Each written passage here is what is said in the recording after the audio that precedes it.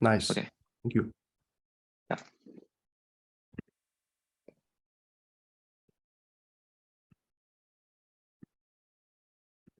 All right.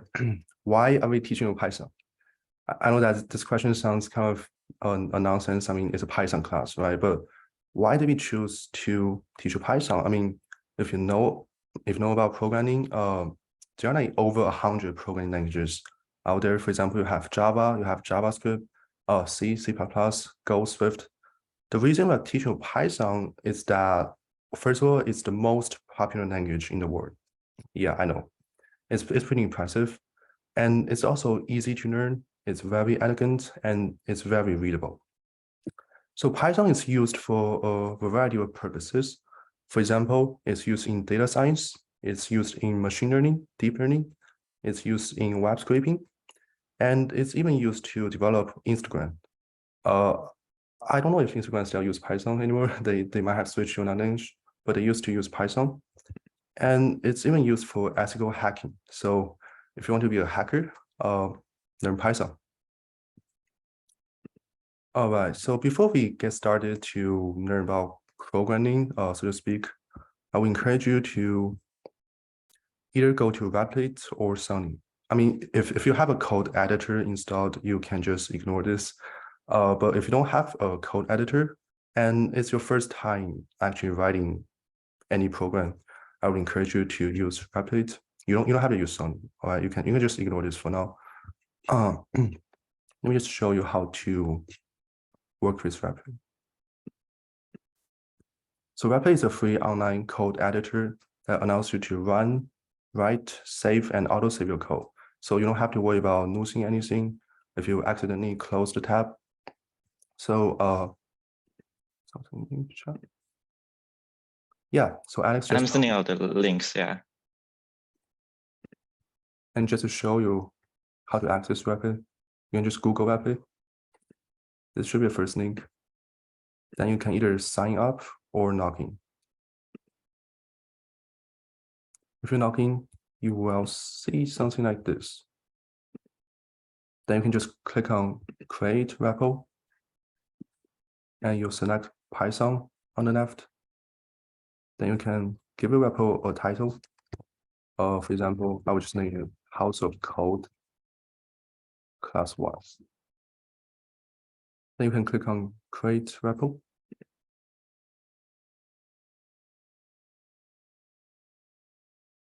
And yeah, here you go. You can write your code here. So and you can run your code.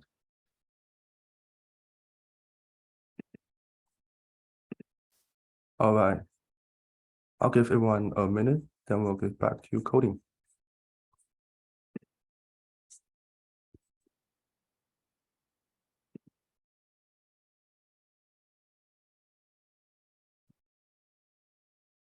Yeah, you can use VS Code.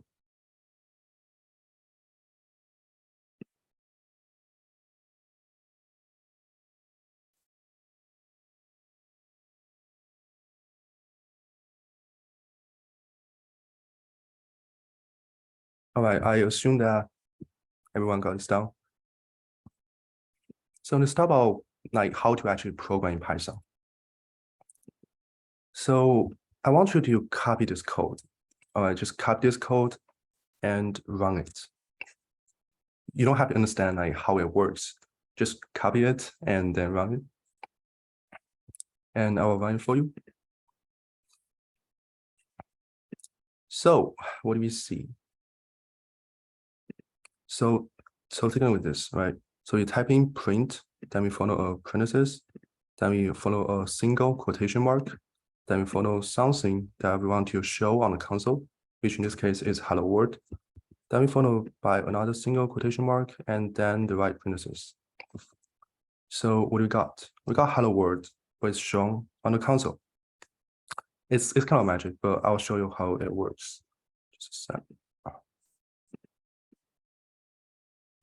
All right, so before we talk about how it actually works internally, I want to briefly mention a very important concept in programming, and it's called comment.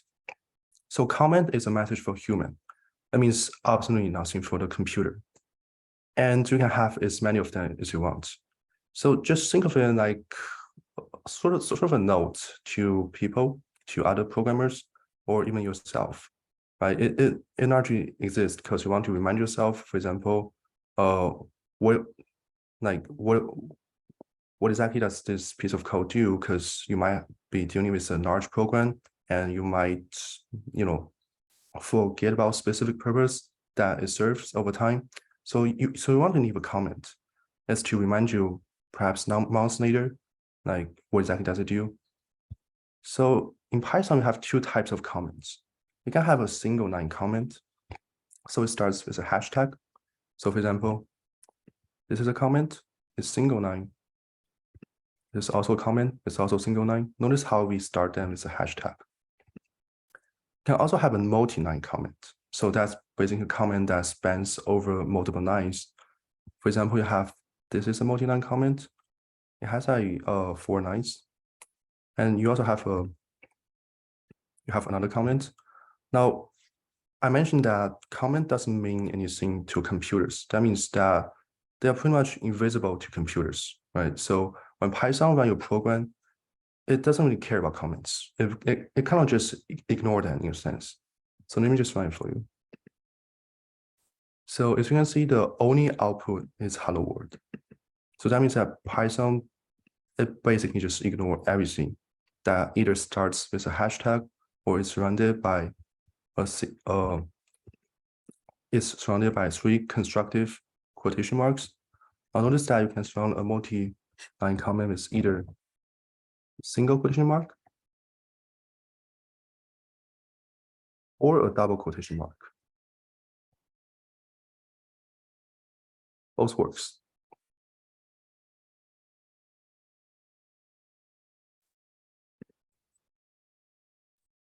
All right, let's talk about input and output, because programming is all about input, which is taking something from an external source, and output, which is getting something out there. Programming will be 10 times more boring if you don't have input or output. So how do we do output? Well, output in Python basically means printing, right? So if you want to print something to the console, we use the print function. You have already seen it up there. So a function, what exactly is a function? A function, just like any math functions, let me just remind you of what a math function is. So for example, in your math class, you might have seen something like user segmentation.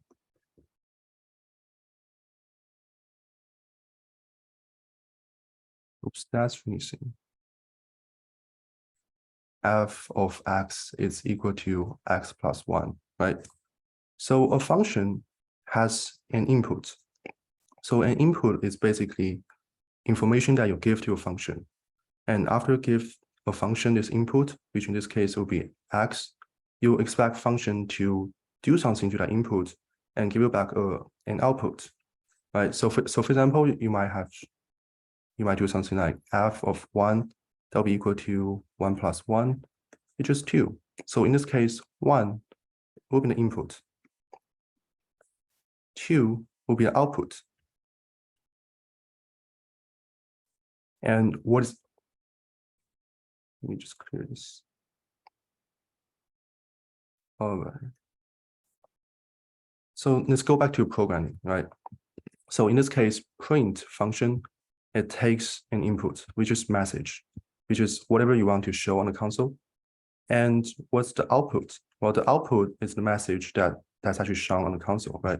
So for example, if you run this program, 1 will be input, hello with 2 quotation marks will be the input, and 1 will be the output. Hello will also be the output. Also, the signature of a function tells you how to use it. You don't really need to remember this sort of a funny term. We don't really use it outside of Python. So print is how you actually print something to the console. Now notice that you don't have to give print an input, right? So for example, here, notice how we only put print and 2 parentheses. we didn't really give a message, right? Because normally, if we want to give it some sort of input, we would type something in between the parentheses, for example, like 87. But we didn't do that. We just kind of like leave it blank. So in this case, the default behavior for print function will be to print an empty line. So let me run it for you. So we have start, empty line, another empty line, and you have end. Now you can also print multiple things out. How to do that? Use a comma to separate them. Now you might have noticed that I'm just using like 1, 2, 3 numbers. If it's numbers, I just type them out. If it's text, like characters, then I will surround them with a single quotation mark. I will explain this a bit later. But for now, just remember that if it's a number, then we just want to type it out as it is. If it's a text, like it's a character or practicing an essay, you want to surround it by quotation marks. So how do you print multiple things out? So assume that this is the first input, then followed by the second input, followed by third input. Within each input, we put a comma. So let me run it for you. So as you can see, if we just do this, right, A, B, and C, that's going to print something like A, B, and C with a space in between. So that's how you print multiple things out.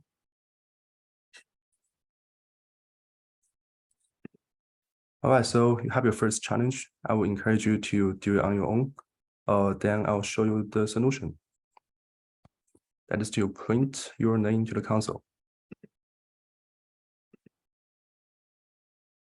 And also, when you're done with the challenge, you can post your answer in the chat box.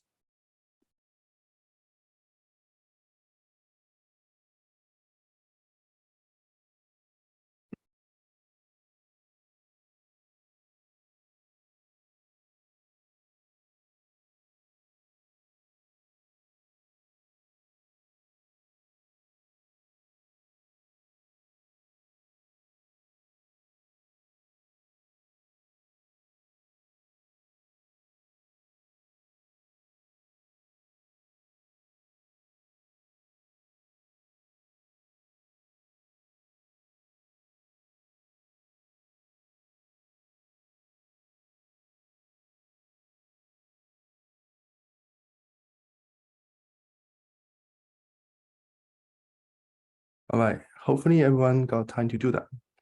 So here's how I will personally do that, because we all got different names. So I would say print. I literally just type the name print, then followed by a pair of parentheses. Then within this round bracket, I want to add my name. So my name is Frank. Then I just run this code. And here's what I got, Frank. So notice that Frank, in this case, will be the input. And the output will be this Frank, right? Because it's on the console. All right. If you have any questions, just ask. So we just talk about output something. How about input something? How about taking something from the user? So we can use input function. So let me just show you an example. So remember that when we want to do print something, we always include whatever we want to print within the round bracket, within the parentheses. So in this case, I will just print input. So let's see what it does. So notice that it has a pop-up button. I'm not sure if you will also get a pop-up button if you're running it in another code editor. But if like, I think it's going to wait for you to type in something.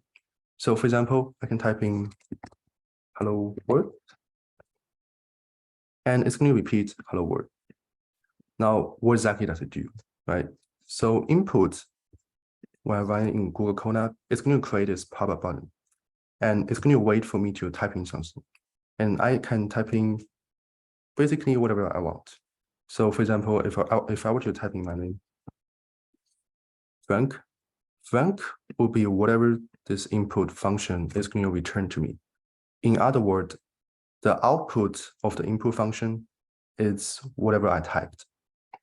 All right, because remember when I talk about the input and output of function. So input is a function. The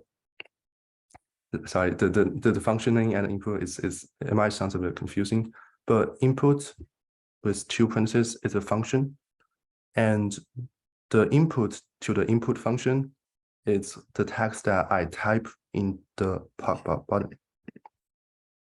So it's the text that I type in here, and the output will be whatever I typed. Now you can also add something using the input function. So for example, I type, please type your name here. Let's just run it to see how it works.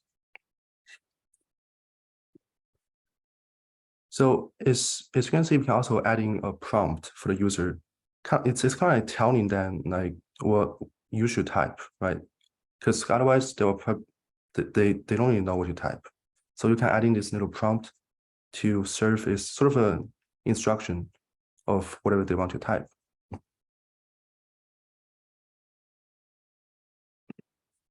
All right, so here's another challenge. You can ask the user for their favorite number and print it out.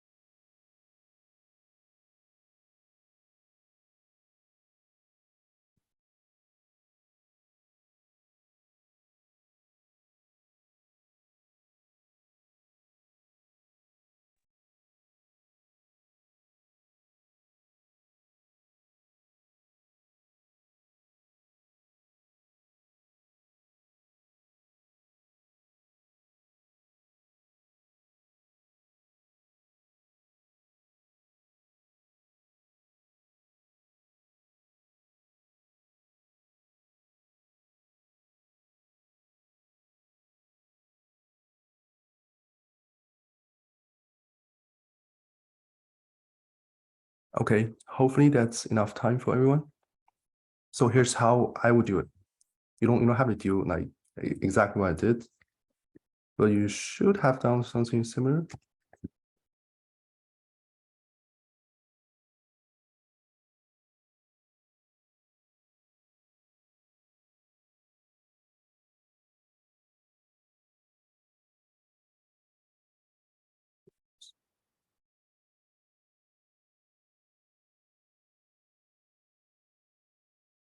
So notice how the solution is really similar to this line of code up there, right? So like in both cases, we have an input function. We also have the print function, and we also provide the input function with sort of a prompt or an instruction so that we can tell user what we want them to type in.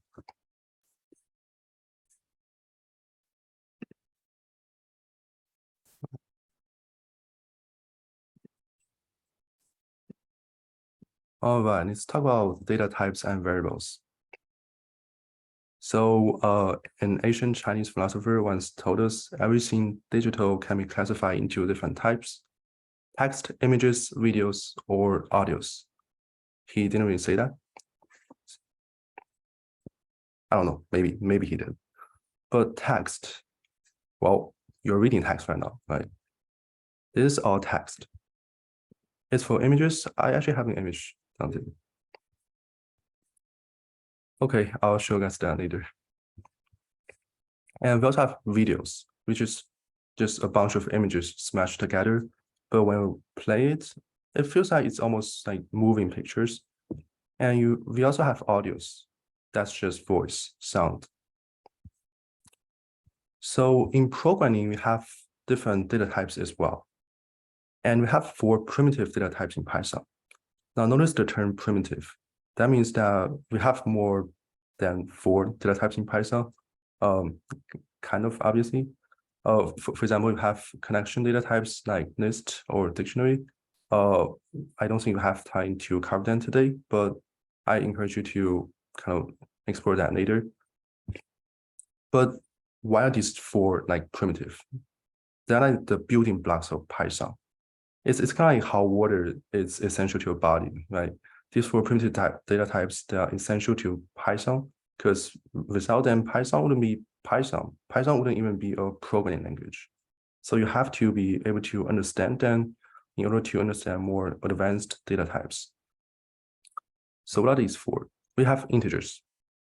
That's basically a whole number. For example, you have -5, 0, 7, 300. We also have float. That's basically a decimal number. Now notice the name float. I know that it might sound funny for beginners, but float actually refers to this decimal point here. All right, so this point we refer to float. That's why we call it a float. That's a decimal number with a decimal point. For example, you have -3.4. You have 0.0. Yeah, I know that 0.0 is equivalent to 0 in your math class, but in programming it's different, because 0.0 will be a float because it has a decimal point, whereas 0 will be an integer because it's a whole number. We also have string. So a string, it's text. It's basically text. But the difference is that in Python, you have to surround string with quotation marks. All right. So you can surround it by single quotation mark, or you can surround it by double quotation mark. However, you cannot surround it by a single quotation mark, then a double quotation mark. So for example, you cannot have something like this, right? It kind of tells you that it has a problem by showing you this red underline. And you cannot do this. You cannot have a single question mark, then a double question mark, and you cannot have a double question mark, then a single question mark. So that's for string. And we also have Boolean. So Boolean is either true or false. So it might be kind of hard to grasp for beginners. So I want you to consider Booleans as sort of the answer to a binary question, a yes or no question.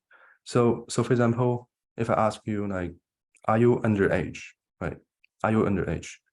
The answer is either yes, I am underage, which corresponds to true, or no, I'm not underage, which corresponds to false.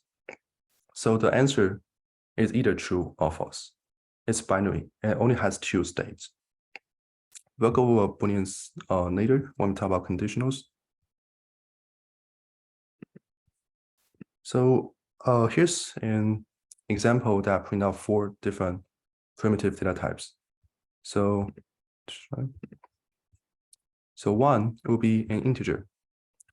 1.2 will be a float because it has its decimal point. Hello will be a text. Notice how I surrounded it using single quotation mark. And true, it will be a Boolean because a Boolean is either true or false. And also, here's kind of a gotcha moment. If I do it like this, right? If I surround 1.2, which is a float by itself with a single quotation mark or double quotation marks, it will be a string. All right, this will be a string. And why is that? Because we have quotation marks. So that means that you can surround a number by quotation mark and it would turn them into a string. So really the only way to distinguish between string and numbers, aka integers or float, is to check whether they have quotation marks around them. All right, so you might recall this from math class. These are like really basic elementary math. So we just talk about integers and floats, right? They're both numbers, integers, whole numbers, floats, decimal numbers. So that means that you can do math with integers and floats. So for example, you can have addition. You can do 1 plus b, that will give you 3. Or you can do 5 plus 3, that will give you 8. You have subtraction. For example, 5 minus 3 will give you 2. You have multiplication. You can multiply two numbers together. Or you can raise one number to the power of another. So notice that in Python, how would you do that? Well, you do that with two multiplication signs, right? So you have two, it's kind of like multiply 3. So you have it is like raise 5 to the third power, or raise 5 to the power of 3. And we also have division. So notice that it will always give you a float. It will always give you a float. So for example, if you do like 5 divided by 5, that will give you 1.0, not 1. I know that again in math class, 1 and 1.0, they are equivalent, but in programming, they're not really equivalent because they have different data types. And you can also have floor division. So what exactly is floor division? It's basically get the integer part of a divided by b.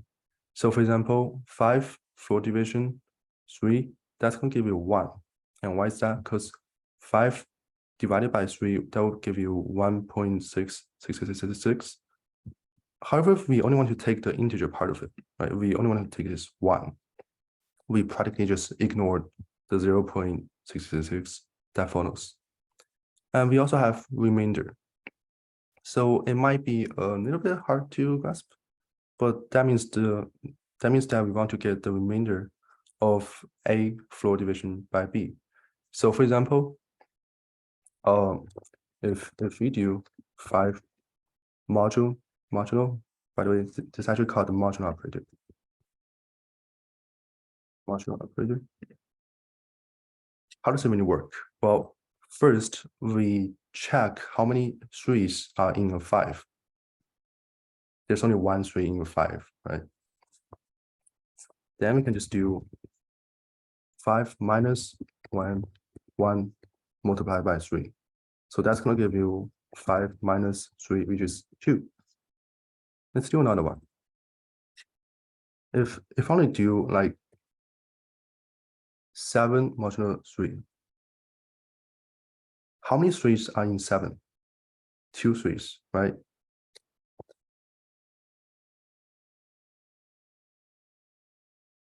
So that's going to give you 7 minus 6, which is just 1. Also, here's sort of an interesting pattern that you can take advantage of. So if you have an even number, so for example, you have 2. 2 is an even number. You can modulate it by 2. Because like, how many 2 are in 2?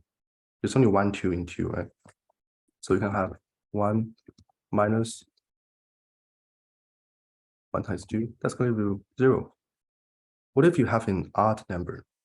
Say that you have 3. You also modulate by 2. How many 2 are in 3? There's only 1 2. So the result will be 1. So the pattern here is that whenever you have an even number and then you modulate by 2, the result will be 0. And conversely, whenever you have an odd number and you modulate by 2, the result will always be 1. So for example, if I have something like, right, this is really a huge number. However, I know that it's an even number. So that means that when we modulate by 2, it will give us 0. So we'll talk about like how this might be useful a bit later. Okay, so I just want to show you like this is actually true. Like I'm not trying to cheat you or lie to you or anything. So 5 plus 3, that'll give you 8. 5 minus 3, that's going to give you 2. 5 times 3, that's going to give you 15. And 5 divided 3, that's going to give you this float number. 5 floor division by 2, that's going to give you 2. And 5 module 3, that's going to give you 2. And you can try other operators on your own. So for example, I didn't really do like raise a to the power of b. You can do that on your own. So just like in math, you can combine these math operations to form any expressions. Right? However, just two things to keep in mind. First of all, any expression that involves a float will give you a float. That's kind of like the general rule here. There might be exceptions, but they're like extremely rare. So for example, 4 plus 3, that's going to give you a 7. But 4.0, which is a float, plus 3.0, which is also a float, that's going to give you 7.0. And the thing is 4 plus 3.0 or 4.0 plus 3. Also, I don't, interesting.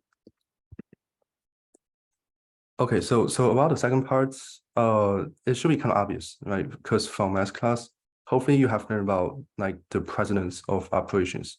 So for example, if you have like multiplication, division, addition, and subtraction within a single expression, multiplication and division always come before addition and subtraction.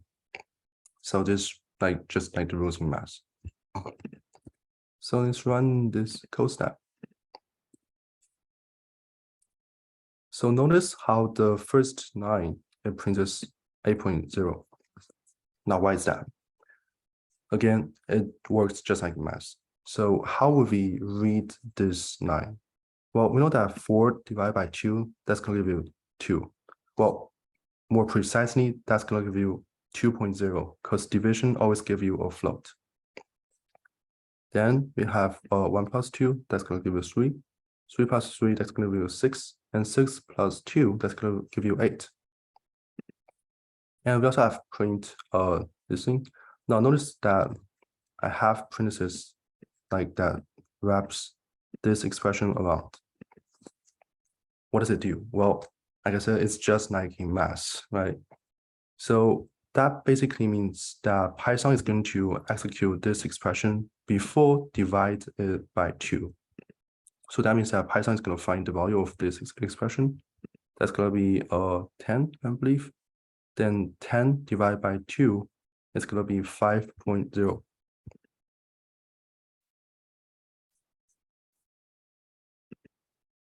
All right, so you have another challenge. It's kind of long.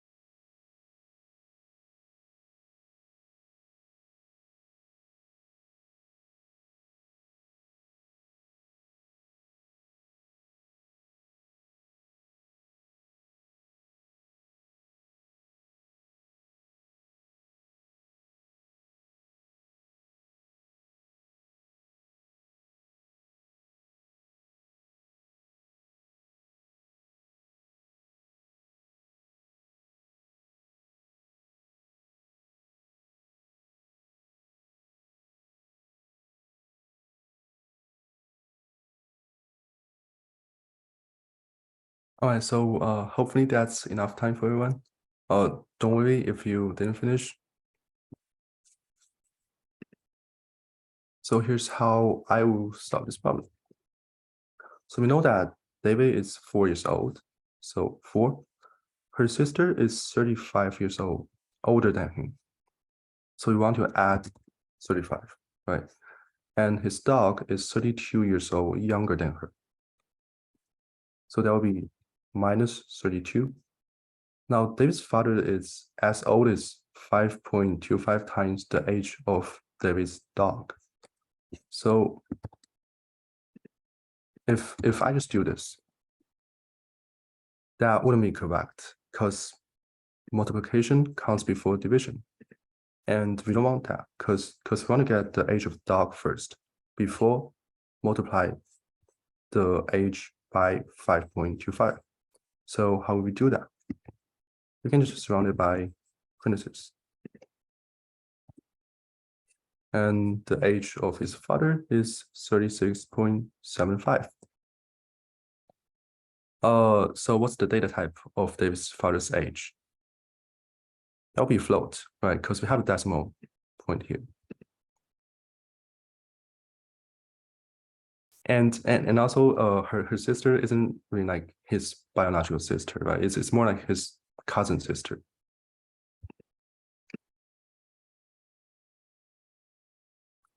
All right, so let's talk about strings. So you can do things with strings in Python. Specifically, we have two types of operations that we can do with strings. We can either do string concatenation or we can do string multiplication. So concatenation means that you basically just add two strings together. Because we learned previously that you can add two numbers together. For example, 1 plus 2 will be 3. You can also add strings together. So let's just run this code. So notice how I'm adding hello to an empty space. That's going to give us this. Then I add this string to this string. So that's going to give us hello world. So it's kind of I just putting different puzzles together to form a bigger puzzle. Or we can just multiply the string by an integer. Notice that you can only multiply it by an integer. You cannot do it with a float. For example, like you cannot do like 3.2. That wouldn't make sense. Because if you want to multiply a string by a number of times, for example, like below, you have hello, then hello, and then hello. It wouldn't make much sense if you just like, for example, say that you want to do it like 2.5 times. It will only make sense if say that you want to do it 3 times, 4 times, or any integer number of times. So concatenation basically just smash strings together, and multiplication is kind of like multiply a string by itself, or you can think about it like add a string to itself a certain number of times. So for example, the second one will be add hello to itself a certain number of times. So let's talk about variables. It's one of the most important concepts in programming, in any programming actually. It's not only Python. So a variable is like a container. A container contains something, right? That's why it's called a container. But instead of storing a liquid or some sort of substance, it actually stores a digital value. So what is a value?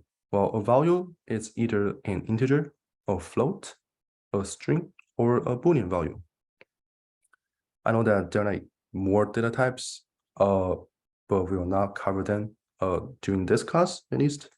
We'll probably cover them next week. But for this class specifically, we're only dealing with 1, 1.2, hello, or true.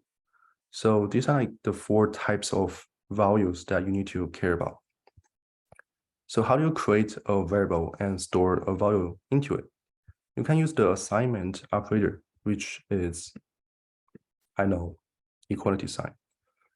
All right, so how would you do that? You would type the name of the variable to the right side, to the left side, and that follows a the assignment operator, and that follows the value.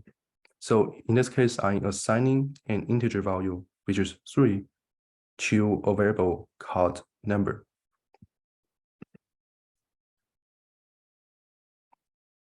And also, it's a rule of thumb. You definitely want to give your variable a description name. So, for example, you want to do number is equal to 3 rather than, just a bunch of nonsense equal to 3, because it's not only you, right? Other people, they might also happen to be reading your code and they're like, what is this? Like, it doesn't make sense. And even for you, like months later, if you visit your code someday, you'll probably even confuse yourself. So like I just said, the variable is like a container. It contains a value. Why do we need a variable, you might ask? Well, you can like think of variable as a container for an intermediate value. So for example, say that you have a noun calculation and you want to store the result of that calculation somewhere. Now, if you're to solve a math problem, you'll probably just write it down on the paper. But in programming, you cannot just write it down on the paper, right? That because the computer wouldn't be able to recognize that. How would you do that? You create a new variable to kind of tell the computer that I don't want to abandon this value because I want to use this value later for more usage in my programs. So I want to store this value temporarily. So for example, let's run this. Here I create a variable that's called n, which stands for number. I assign a value 3, then we just print out the variable. Now, notice here, right? If you type the variable name number anywhere in your program, it will refer to the value it stores. So for example, here, I'm telling Python that n is a variable that stores the value 3. So when I type print n, that's going to refer to the value it stores, which is 3. So print n will be equivalent to print 3. And we can also do like all sorts of operations with variable as if they are values themselves. So if we were to print n minus 1, that would be the same as 3 minus 1, which is 2. And we can also do n multiplied by 2.0. That will be the same as 3 multiplied by 2.0, which is 6. Now notice that you can change the value that the variable stores. That's kind of why they're called variables, right? Because you can change their values. So for example, I initially give it a value of 3, then I just print, let me run this program. Then when I print the value of n, I'll get 3. Now later, I assign it another value, 4.535. Then when I print, I'll give 4.535. And later, notice here that I give it a complete data type, right? Because in the first line, the value is an integer. In the sixth line, the value is a float. And in the ninth line, the value is a string. So a variable can store values of different data types. They're not like limited to a specific data types. Now, in other programming languages, for example, Java, C, your variables would be limited to a specific data types. So, for example, if you were to store an integer into a value, sorry, if you were to store an integer into a variable, you can only store its integer from now on. You cannot store, for example, float into that variable. But in Python, you can store basically anything to a variable. Now you can also update a variable's value based on its current value. So for example, I have a variable, say that n is equal to 5. Then I want to add 1 to this variable. So that means that it's currently stored 5, but I want it to store 6. Right? So if it's currently stored 3, I want it to store 4. I want to add 1 to its current value. So it should be fine. So how do we do that? Well, in Python, we have a short way to do that. It's kind of like a shortcut. So what we can do is that we can first type the operator, because we remember that we talk about like addition operators, that would just be this plus sign.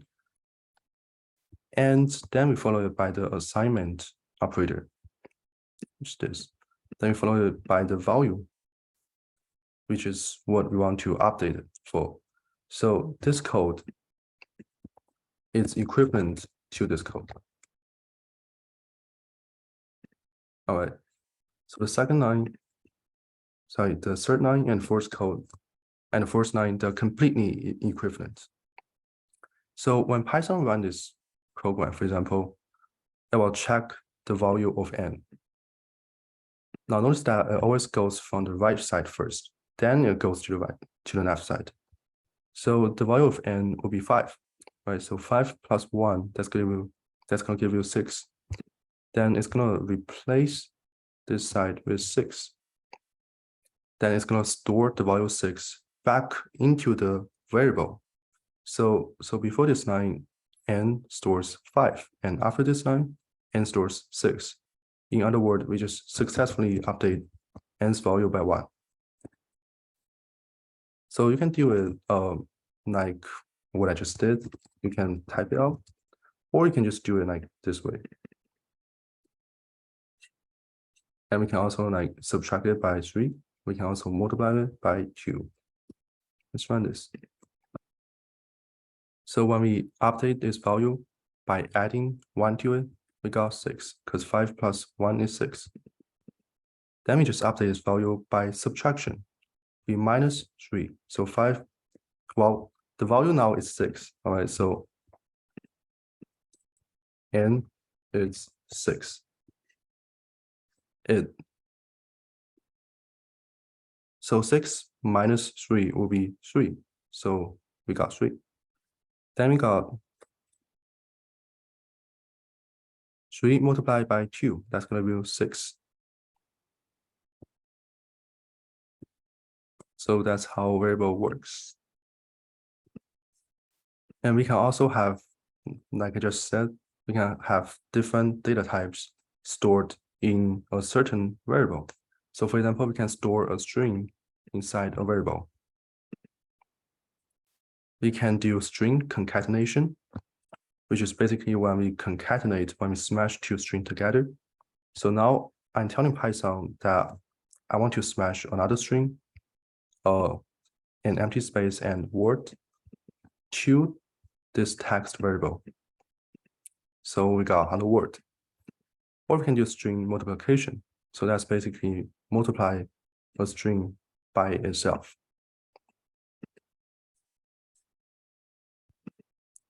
All right, so here's another challenge. You don't have to type anything. You can just think about it.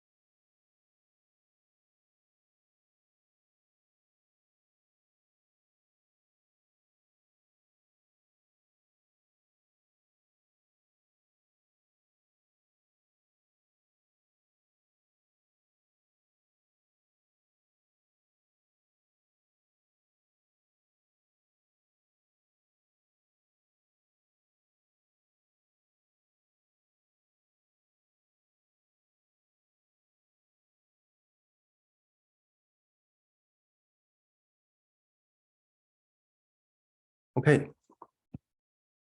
So I'm not going to run this code, all right, because I'm going to make a prediction as well.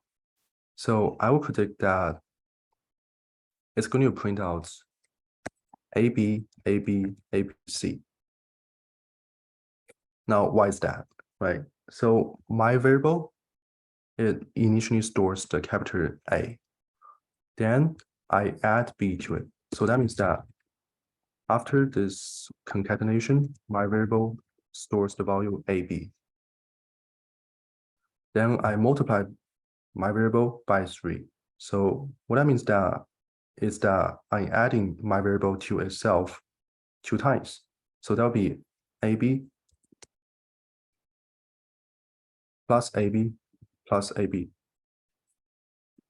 So that means that my variable stores the value ab, ab, ab. And finally, I add another character to it. I concatenate the character c to my variable. So my variable now stores value ab, ab, abc. All right, let's verify this. And the answer is right. It's AB, AB, ABC. All right. So we've been taking input from the user, but the input is string. All right. So this is something that most Python tutorial will not mention. But when you do just like input, it's going to output a string value, even if you type an integer to it. So what do I mean by that? So yeah, so notice when I talk about like, we cannot add a number to a string, right? We can only multiply a string by a number, or we can only concatenate a string by another string. What if you were to add a number to a string? That's not gonna work. So for example, I say AB plus 1. That's gonna give you a type error, which means that the program isn't working. So if input is indeed returning a string, that means that we cannot add it by 1. That means that if we were to run this program, it's going to crash. It's not going to work, right? So let's try it. The program doesn't work. And why is that? The reason is that input is returning a string. So for example, after I type 1 to it, the input is going to look like this. And like I previously mentioned, 1 with quotation marks is a string, whereas 1 without any quotation marks is an integer. So if we were to add a string to an integer, that's not going to work. The program, the Python specifically, is going to tell us that you cannot do that by throwing a type error. So how do we take an integer input from the user? We can do this.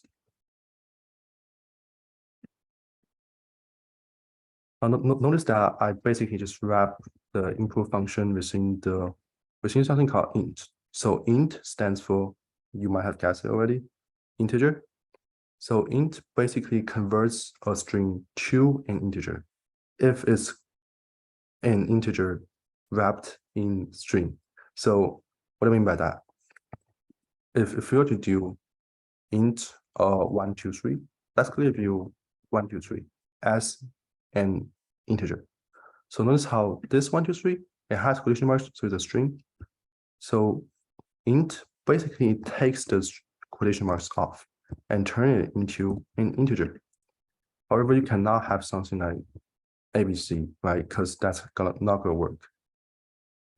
Because that means that you are telling Python that ABC is actually an integer, which it isn't. So that's gonna confuse Python, and it's gonna tell you it's not working by throwing an error. So let me just run this program. If I were to type an integer like 1, 2, 3, it works. I give us 1, 2, 4. However, if we were to type ABC, that's not gonna work because Python doesn't know what to do, because you cannot convert a string to an integer if the string doesn't store an integer value. And this is basically what I just said. You can do 1 and it works. So we have 3 challenges here. You don't have to do all of them, but I will like tell you the solutions to all 3 of them.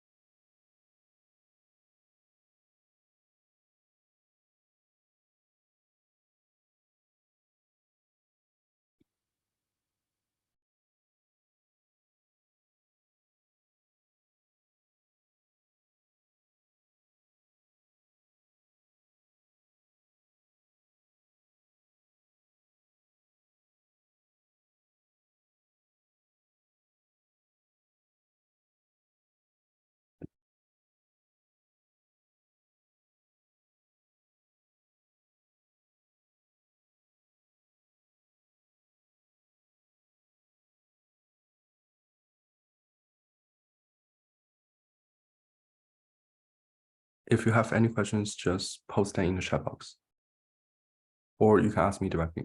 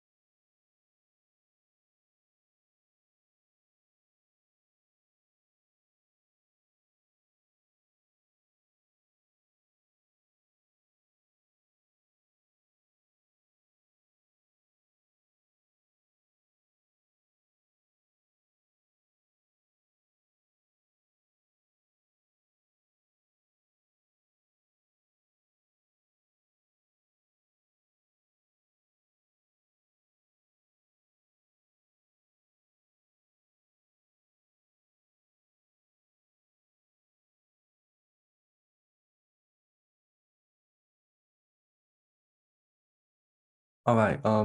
Hopefully you have finished the first challenge at least. So Jason just posted his solution. Good work, Jason.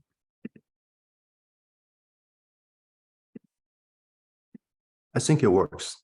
All right, so let's test it first. That works. That also works. So great job, Jason.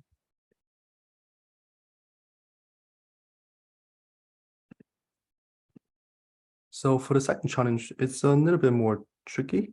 So notice that I'm asking you to take 3 integer inputs. So how you can do that is that you can store these integer inputs into 3 separate variables. So one way to do it Again, it's not like the only way to do it. Instead, you can just copy this line of code a few times.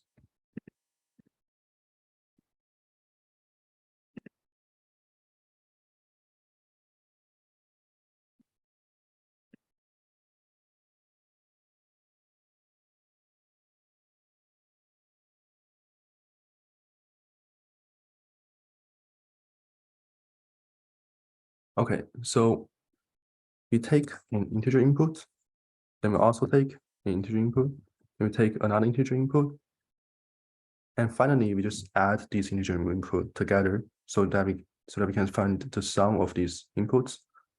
And after we have the sum, we just divide it by 3 to get the average. So for example, the average of 1 plus 2 plus 6 will be equal to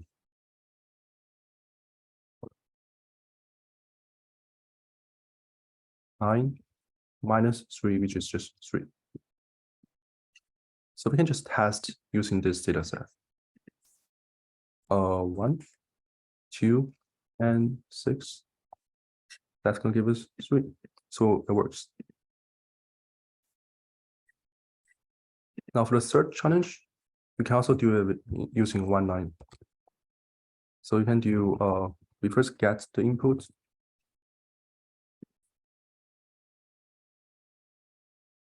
We can just do this. Or, well, let me just show you how it works. That's going to print hello and whatever the input returns, which is Frank. Or you can do it using string concatenation. I don't know if we have tried that. So you can do, for example, like greeting is equal to hello, so comma. Then you can get the user's name. Then you can just print greeting. Then you can just concatenate the greeting with the input string. So for example, my name is Frank. That's gonna output the same output. So, yeah, if you have any questions, feel free to ask. But if not, let's talk about conditionals. So we human, we make conditions all the time, whether you realize that or not. So for example, if it's raining, you will stay home. It's raining here, so how unfortunate. And otherwise, if it's all sunny, you go to school. So we can also make decisions with code. With conditionals, we can write some code if something is true. What does it remind you of? What does it remind you of? That should remind you of Boolean, right? Because Boolean is either true or false. And run some other code if something isn't true or if something is false. So there are several variants of conditionals. We want to start with the easiest one, the if statement. So this is how you write if conditional. I know that it looks really complicated. It's not complicated, trust me.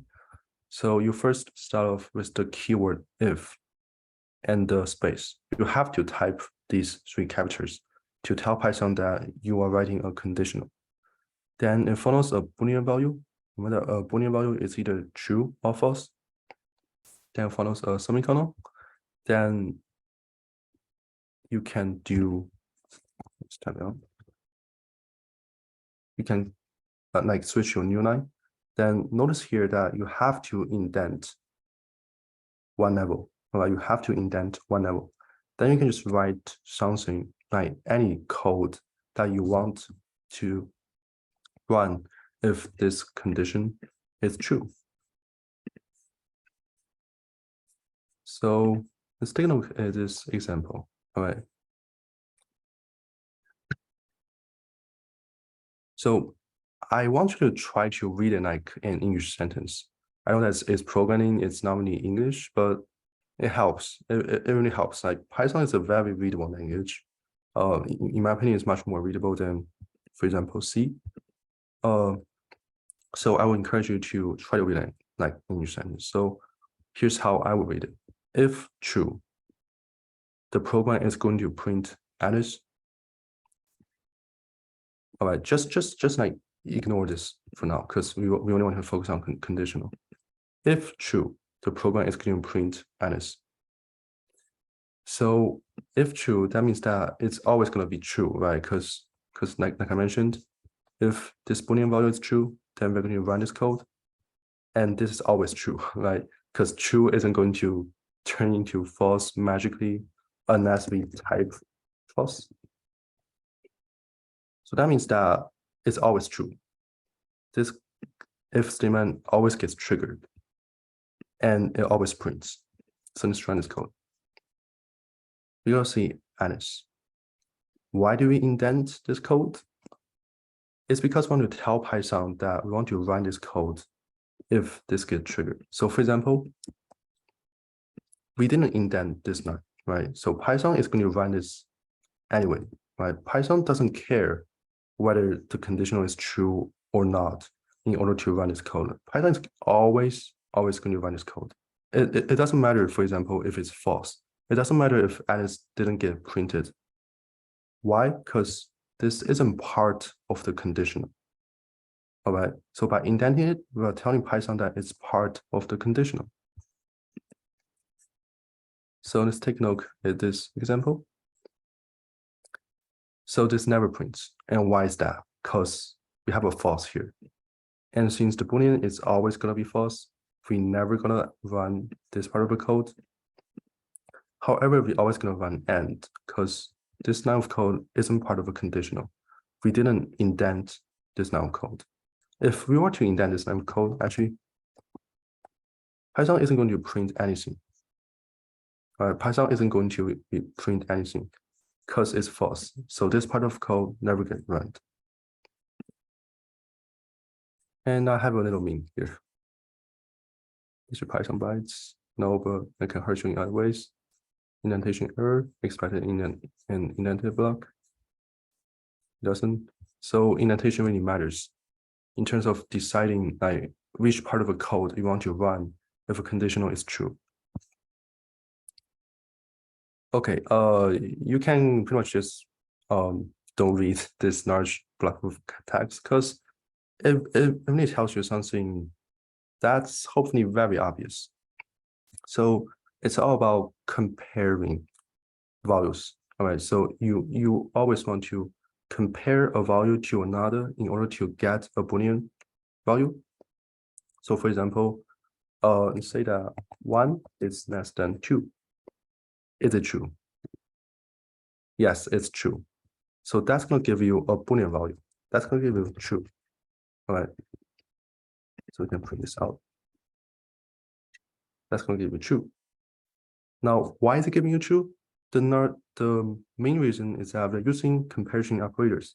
Specifically, if we want to get a Boolean value, we can either use a less than symbol, we can use a greater than symbol, we can use a less than or equal to symbol. Also in math, you probably seen something like, sorry, this, right? But in Python, you want to type this. You can have a greater than or equal symbol. You can have equal symbol, or you can have not equal symbol. So, for example, if I were to say 1, this 2, that means that 1 is not equal to 2. It's 1 not equal to 2. Yes, so it's going to give us true. And we can verify that. It's going to give us true. Now, what if we say the opposite, right? We say that 1 is equal to 2. 1 isn't equal to 2. That's going to give us false. All right, so it's just to show you how everything works. That's going to give you true. That's going to give you true as well. Also notice that you can compare values of different data types. For example, you can compare an integer to a float. That works. And that's going to give you true. That's going to give you false. So again, like try to think of it like the answer to a binary question. If you find it hard to understand, right? So just imagine that someone asking you, is 1 equal to 2? Also, why did I write it? Oh, sorry. This should be false and that should be true. Is 1 equal to 2? You tell him or her, no, 1 isn't equal to 2. So the answer will be false. And someone also asks you, is 1 not equal to 2? You tell him, yeah, 1 isn't equal to 2.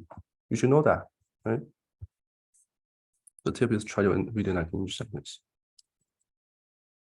So 1 is less than 2. We print my math teacher is right. 1 isn't greater than 2. So my math teacher isn't wrong. Now you can also like just think about that. Like for example, you're trying to log into some website and you type in your password. The website is going to check whether the password you enter match with the actual password, right? With the password that you previously entered. So let's say that you type the password ABC and the actual password is also ABC. So that means that you type the correct password. So in which case we're going to print welcome to your account. So check if a number is even. I have already talked about it, right? An even number modulo by 2, that's going to give you 0. 3, which is an odd number, modulo by 2, that's going to give you 1. So even number, modulo 2, 0. Odd number, modulo 2, 1. So let's take a look. So odd number, modulo 2, 1. 4, modulo 2. 4 is even, 0. 99, even, modulo 2, 1. So notice here that we can use this property of modulo to kind of like tell us whether a number is even or odd. So for example, we can check if a number modulo 2 is equal to 0. That means that this number is even. If a number modulo by 2 equal to 0, that means it's even. So 3 modulo by 2 is 1, which isn't equal to 0. So that's going to give us if false. So we're not going to print this out. For 4 modulo by 2 is equal to 0. So that's going to turn to if true. So we are going to print out 4 is even. All right, here's another challenge.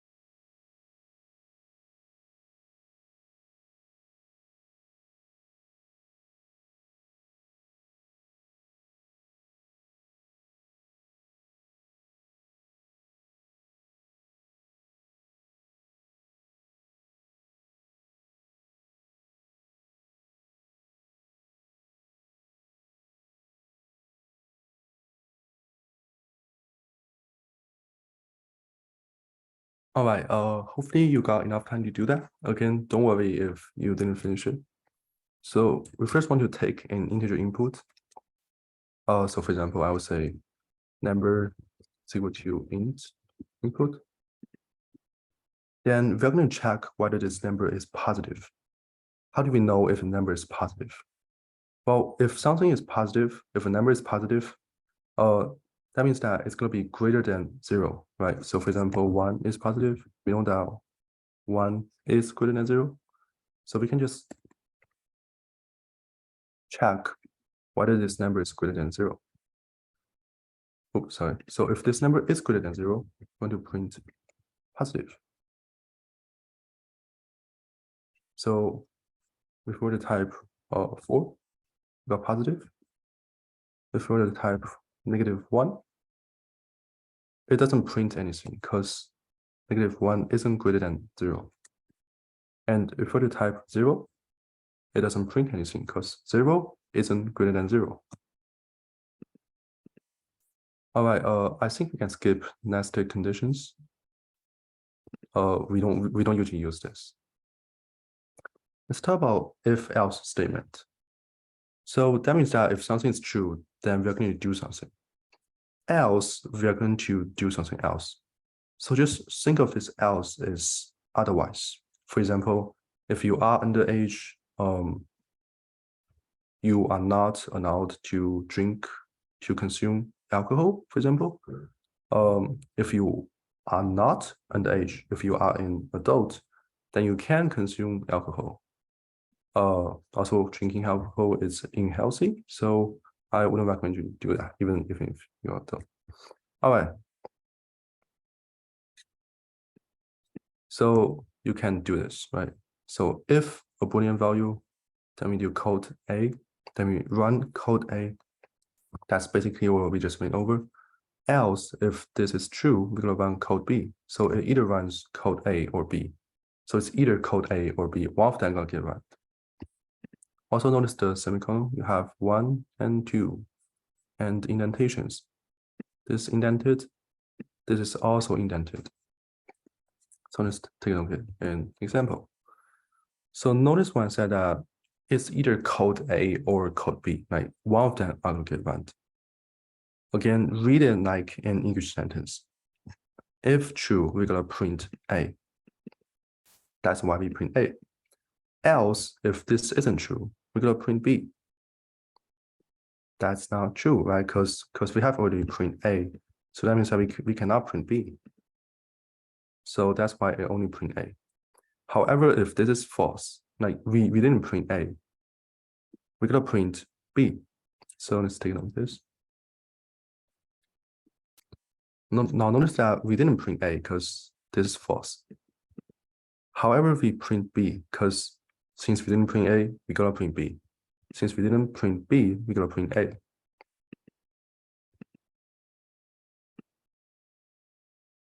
So here's another example about a login system. That's gonna print welcome to your account. And the reason is that ABC is equal to ABC. So that means that this line of code is gonna turn to if true, which is always true. So since this conditional is triggered, we're going to print welcome to your account. And Python is going to ignore this part, right? Python is going to like skip this part. Because, well, to be more precise, else this is also part of the conditional. Right? So you can like treat these 4 lines as a complete conditional. So Python, once it enters this conditional and it runs this part of the code, it's going to get out of a conditional and do something else. So here's another example. If it's raining, you're gonna stay home. If it's not raining, you're gonna go to school.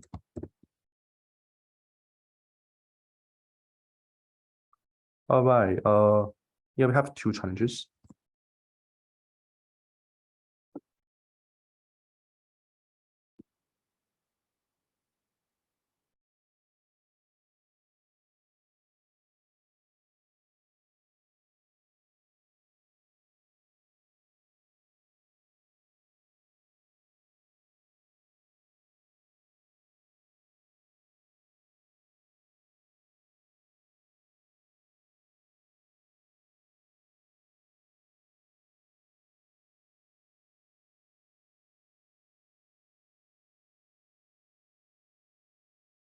Okay, since we don't have much time, I'm going to explain. Again, don't worry if you didn't finish.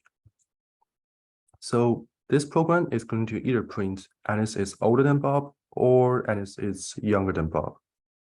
I know that Alice might be the same age as Bob, but we didn't consider them in this program. You could actually fix this after I talk about if, else. So Alice's age is 5. Bob's age is 6.5. 5 is not greater than 6.5. So that means that we look at F4. So if false, that means never gonna happen, right? So we're gonna print Alice is younger than Bob.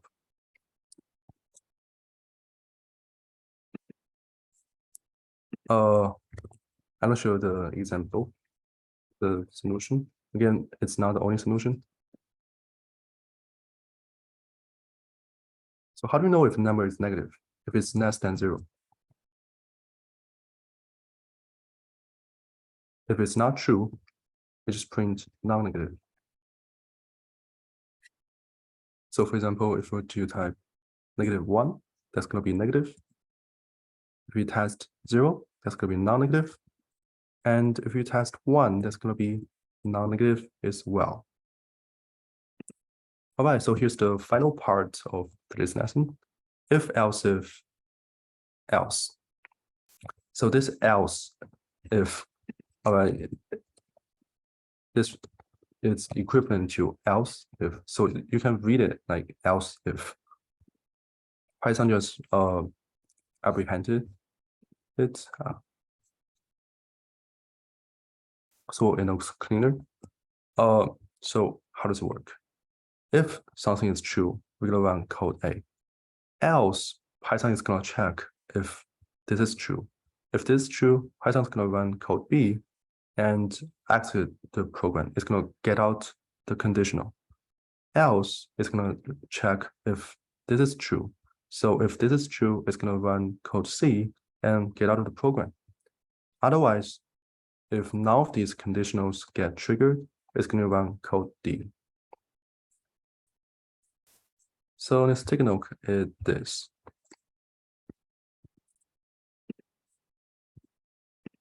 Let me separate that.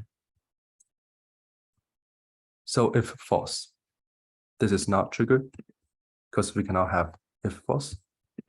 Else if true, this get triggered. The reason is that true, true is true, because if true is triggered, then know that else if true also get triggered. All right, so they're kind of similar to each other, but you cannot have an else statement without having an if statement. You always have to have an if statement in your conditional. So for example, you cannot just have this. This is not working, Python gonna throw in error. But otherwise, else if it really works similar to if. So we know that Python gets out of the program. It gets out of a conditional. So that means Python doesn't bother to check whether this is true, right? Because if Python does bother to check, it's also going to print C.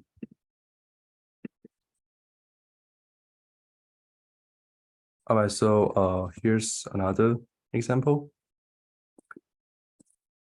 I actually want you to kind of take a minute to read through it, and then we'll talk about how to do it, how it actually works.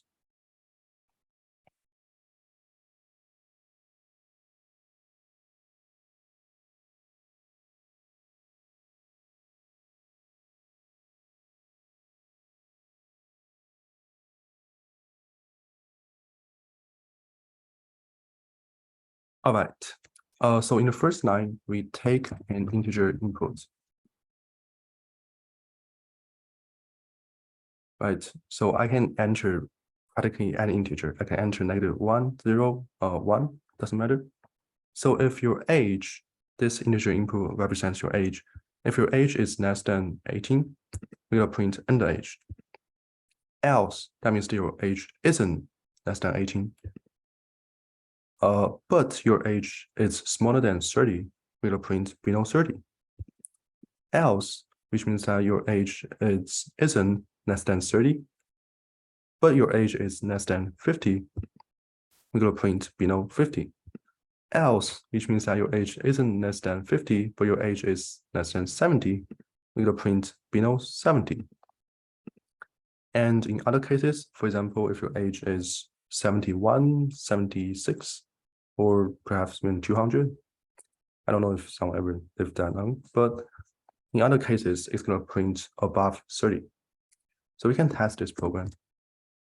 So for example, I'm 17 years old. I am underage. If someone's 18 years old, we classify them as being less than 30, because this is gonna give us true. If someone is 30 years old or even 40 years old, we'll get less than 50. If someone is 70 years old, we'll get above 70. So that means that we actually have a logical hole in here, right? Because this else statement, it gets triggered if the age is equal to 70 or if the age is above 70. So we can kind of like fix it above or equal to 70. If it's less than 70, for example, you're 60, you'll get below 70 because this line of code gets triggered. All right, we don't need to worry about the rest of these because we have already covered enough to kind of like do your homework. Yes, we do have a homework. No, you don't have to do it because I'm not going to like deduct point if you don't do it. But I just think that it's a fun homework. So it's called calculator. Right, it's called calculator. This is the only requirement.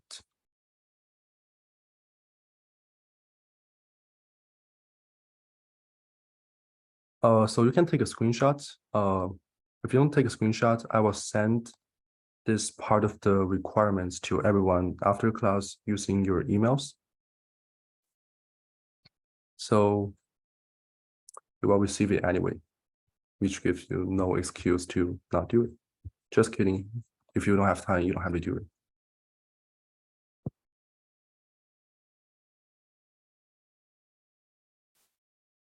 And I think we're running out of time, but let me just like show you how it actually works. Oops. So you can enter an integer, for example, I don't know, like 100. It's going to ask you to enter another integer, for example, 2.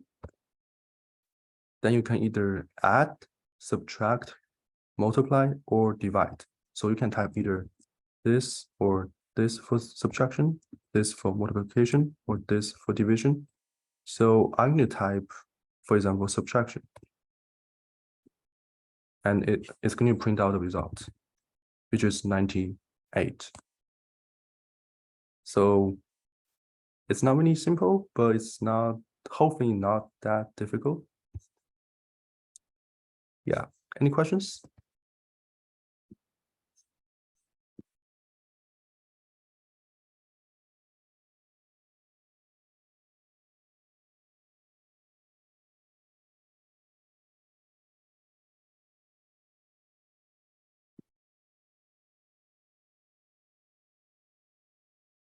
Alex, do you want to say something?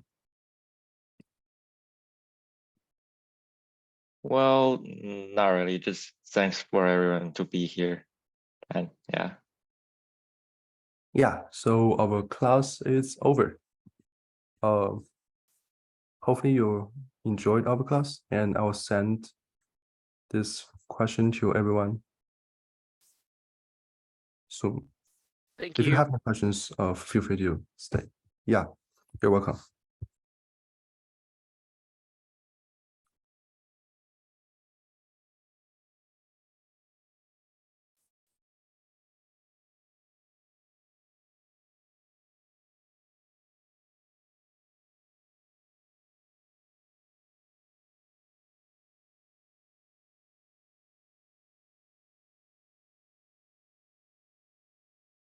Alex, can you stop recording?